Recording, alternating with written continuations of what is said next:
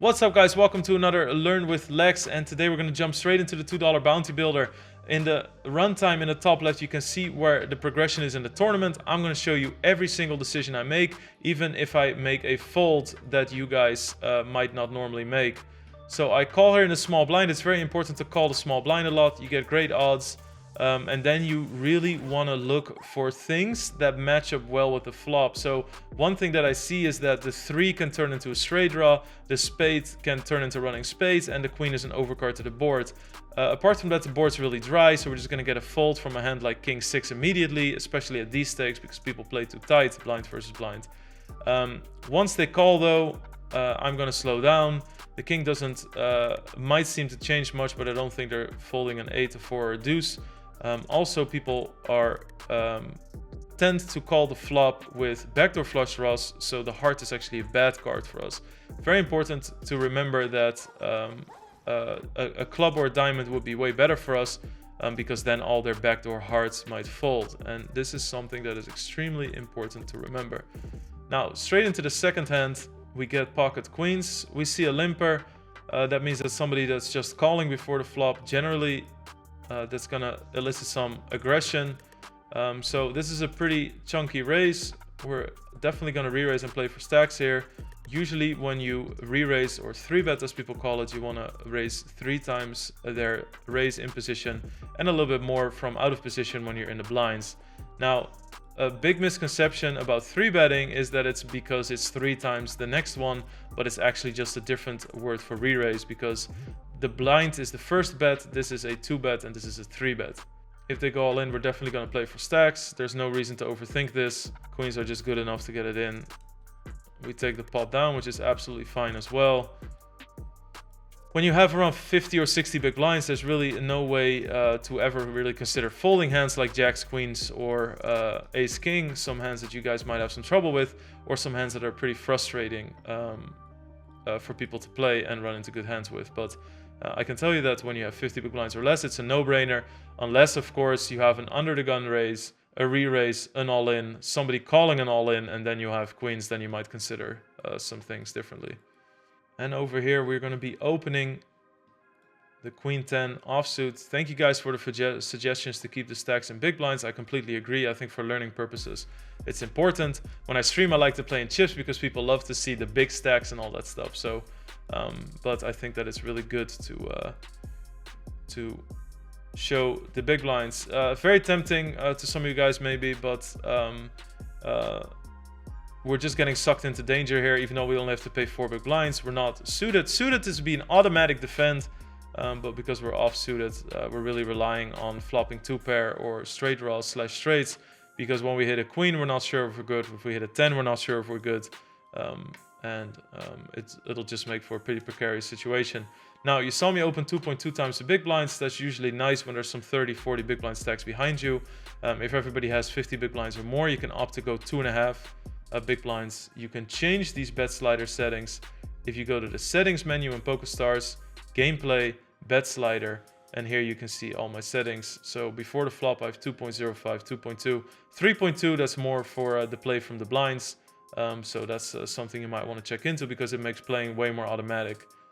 Also, it's good to set up these bet pot buttons, and these are ones that I use frequently. You know, don't go too crazy trying to get the reasoning behind this, because we'll get into all of that when we actually bet. Okay, so here under the gun, so first we do a customary round of the table. We see everybody's really deep, so we're going to make it 2.5. One thing you always want to do in bounty builders, you don't always pay attention to everything that happened. Maybe a big hand just happened. Do a scan, see if somebody's down to 3 big blinds, maybe somebody's down to 2 big blinds. You never know what's going to be the new scenario at the table, and you really want to be able to be very vigilant of that.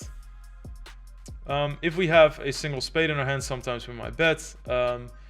Something you want to realize is that the person that calls you pre-flop usually has a range that does well versus your range, right? Think about that.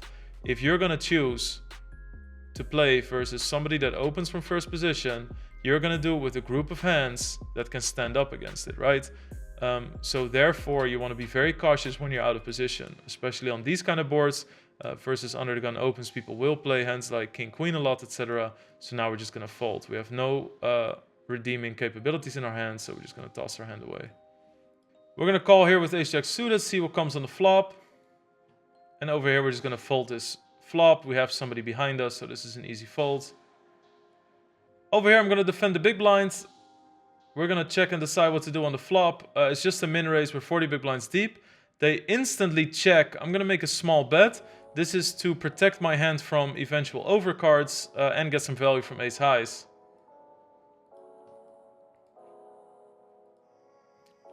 And now we're just going to check and hope that we're good.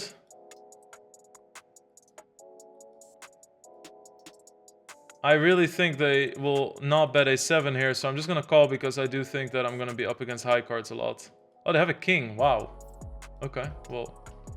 So in a situation like this, when you have the 6-4 and you're really surprised by somebody slow playing in a situation where they shouldn't have been slow playing, he's up against the big blinds. I have a wide range of hands. It's really good to start getting some value early with that hand, but they didn't. So even though I'm surprised at the result, and this is something that you guys mention a lot in my chat, you guys say, oh, people do so many random things. You'll see many unexpected things. This was incredibly unexpected for me because I expected a bet on the flop or a raise on the turn.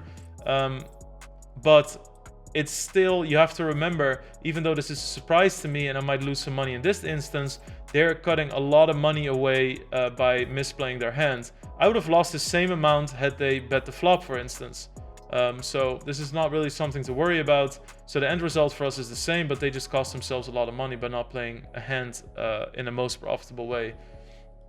I still think that people aren't going to have a random hand like a jack too often. They're not going to call the turn very often with a hand like queen jack. They're going to turn ace highs into a bluff. Maybe a hand like ace 5 or ace 3 that check through, or maybe, you know, 5-6 for instance is a good option. So they might have some high cards that they want to turn into a bluff because now it gets checked, and people love to bluff Broadway cards, which means you know, a 10 jack, queen, king, or ace. I don't think that they're going to hit a random jack too often unless they have a hand like ace jack. Queen jack is a possibility, of course, because I bet really small on the turn. And I'm not going to give him too much credit for a king. So that's why I don't regret the call at all. Sometimes you just have to call. And the jack is way less scary than even a queen or an ace. Okay, over here we're definitely getting in a zone where people are going to be paying attention to us. We have ace jack, we raise, we're 32 big blinds deep. That means we don't necessarily have to min raise. Everybody's very deep at the table. We can put a little bit more on it. This is a 2.05 raise. People oftentimes ask me what's the point of 2.05. It just looks like a little bit more than a min raise, and that makes people fold more. Over here we're going to check. This is a board that hits both their ranges pretty well.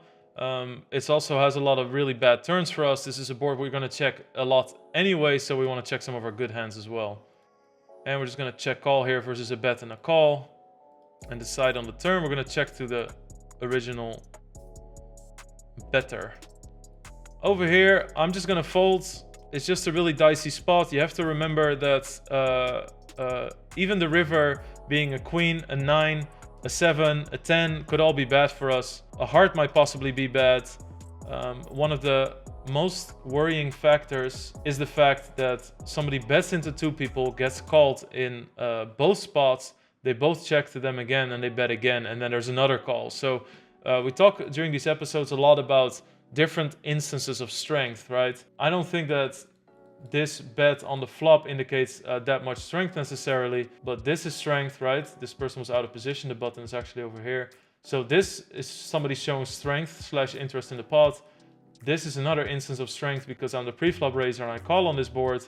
Then we have another instance of strength with another one. So that to me is just time to get out the pot. So we have a really good hand, but like I said, even if we did have the best hand, like a hand like versus like 10-9 or versus a hand like king-queen, there's a lot of rivers that might make us lose the hand or where they can bluff us, or we could be drawing very slim already.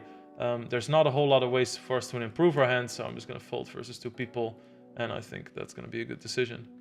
Over here we have king-queen, we have a limper here. We're going to go all in. I think that they're going to call a lot with their more debatable hands like queen-jack, queen-10, because there's a bounty at large. And we're gonna get called, and we need a jack, and otherwise it's game over for us here. I'm just gonna re-enter, which is not gonna be with a whole lot of chips, so it'll be interesting for us because we're immediately gonna be in bounty territory with 40 big blinds. Guys, if you're looking for a place to talk poker, I have just the place for you. I have my own poker Discord. We can talk about anything, strategy, the poker news. You can share your brags, your beats, you can ask me for advice, or you can just chat to random people about poker. You will also be notified when I go live and when there's a new video out. So check the link in the description, join the Discord, and see you there. Over here, we're gonna make it 3 times the big blinds. We have 35 big blinds.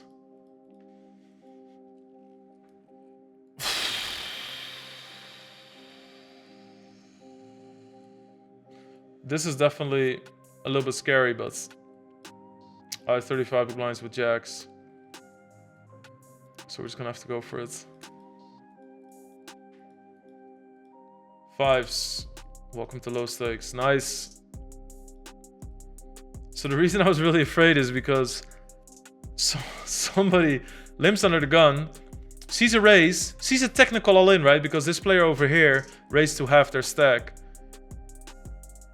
Sees somebody who's technically all in, just insta-gibbs it all in, which is really scary. But in my head, I'm also thinking, if somebody does have aces or kings, they might want to trap me a little bit and think about it a little bit. And when somebody does something fast like that, they really want to show a lot of strength and get me out of the pot, right?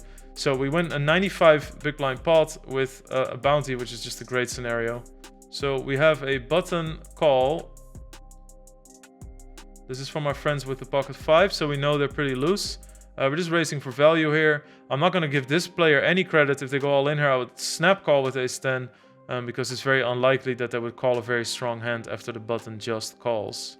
It's a reasonable board for us. I think that this player is actually going to have a lot of connectors like 10-9, 8-9, some 7-6 suited. Those type of hands, I think once they connect really well with a king or a jack, they're going to raise a lot themselves, right? Think about it. If they have king jack, king queen, they're going to raise with somebody calling on the button. This player is kind of a wild card, so I'm just going to make a small bet because I feel like they can have anything really, like 6-8 suited, even like deuce 4 suited, right? They played that 5 so aggressively that we're just going to give them a really wide range, so to say, so a big group of hands. Obviously, I don't have to bet big. This board's really good for me.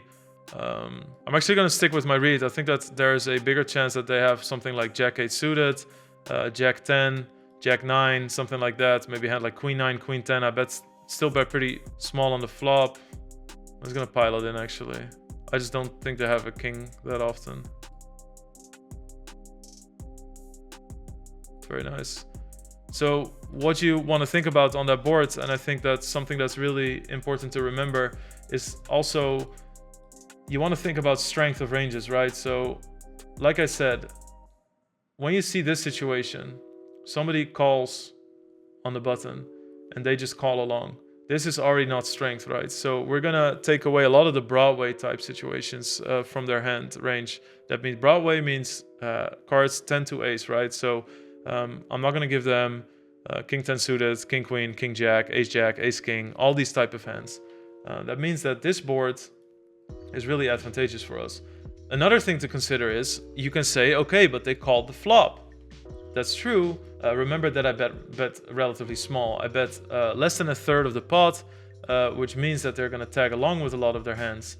They could have a flush draw, they could have a hand like 8-9 of clubs, 7-6 of clubs, and all the gut shots I mentioned. They can have a lot of jack X. I'm not going to give them a 3 because after raising a call, I don't really think they have many 3s in their hand. So the 3 is actually a complete brick and not something they should be concerned about. I actually think that the 3 is almost more in my advantage because I'll have some more ace 3s that I turn into a bluff. So I'm going to stick with my read. I'm just going to barrel them off a jack. I don't think that's very appetizing after a raise into 2 people, bet on a flop, shove on the turn. Again, right, we're showing other people that we're compounding strength. So I think this is a really good move for us to make. And yeah, get him off the hand. Just to be complete about it, let's say they did have the same stack as me. I would have bet the turn and just gone all in on the river, just because I have all the kings, the ace king, the king queen, the jacks, the king jack. I have all these strong hands that they just can't have. So this is definitely a spot where I would have gone all the way. And I'm just gonna make a continuation bet. Now there's only 2 people on the flop. If this board has a flush draw, then I'm going to have to start checking a lot more. I bet really small. He's going to have some ace-9, some 9x combinations, maybe pocket 8s even, pocket 7s, ace-5. All these hands can call. I'm actually going to put a bit more pressure now. I block jack-10, which is very important in this situation. So I'm just going to put a big bet out and force out all the weaker hands that I mentioned. To get pocket 7s to fold is a gigantic win here. I think the queen is definitely in my favor. I'll have more queen 10, jack 10 here, especially having the 10. So that's a really good result.